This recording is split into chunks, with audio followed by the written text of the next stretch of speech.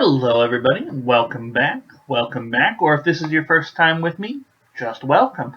I'm going to be going through the Grade 8 Gauss paper from the University of Waterloo, specifically the Grade 8 Gauss from 2006. I have done some of the past ones, 2005, that's something you can look for. In the future I'll be doing 2007, but just for this series, 2006. If you'd like a copy of this contest, and I do encourage you guys to try them on your own before you watch these videos or before you look up the solutions that they have up online.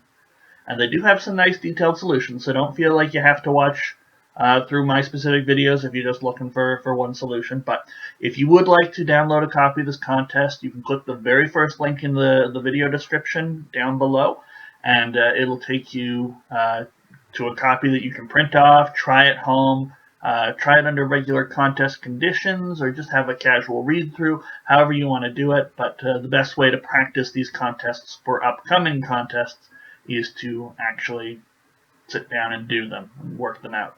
Okay, so let's have a look. So as I say, it's the 2006, it's the Grade 8 Gauss. There is a Grade 7 paper called the Gauss as well. It's the only pair of Waterloo contests like that. The Pascal is only one of those for Grade 9, and Cayley for Grade 10, and so forth. So this is the Grade 8 one. I've already done the Grade 7. You can look for that on my channel.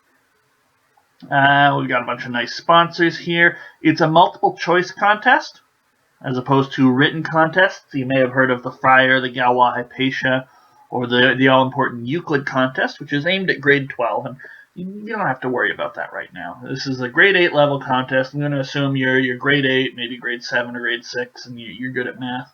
Don't worry about the Euclid contest. It's an important contest that you can earn scholarship money to go to certain universities for, but it shouldn't be on your radar at this point.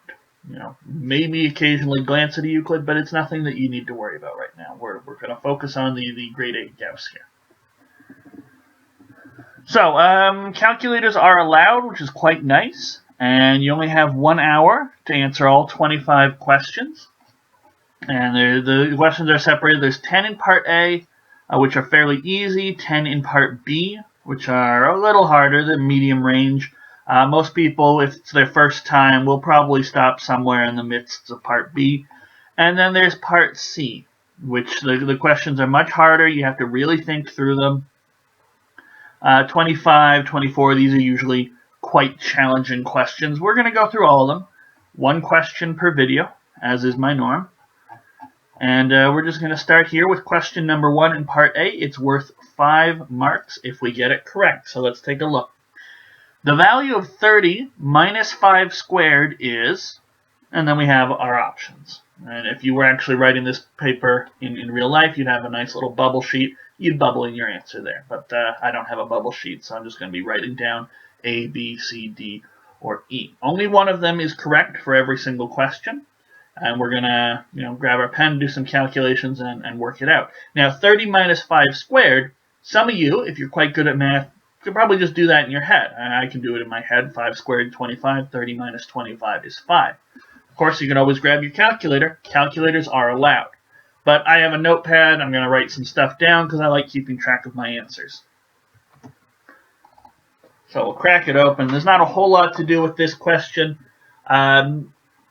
Usually the very first question is quite simple. A very basic calculation, add up this set of numbers, that sort of thing.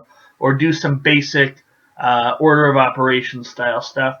So if we were to simplify this, we would, order of operations says we do exponents before we do subtraction.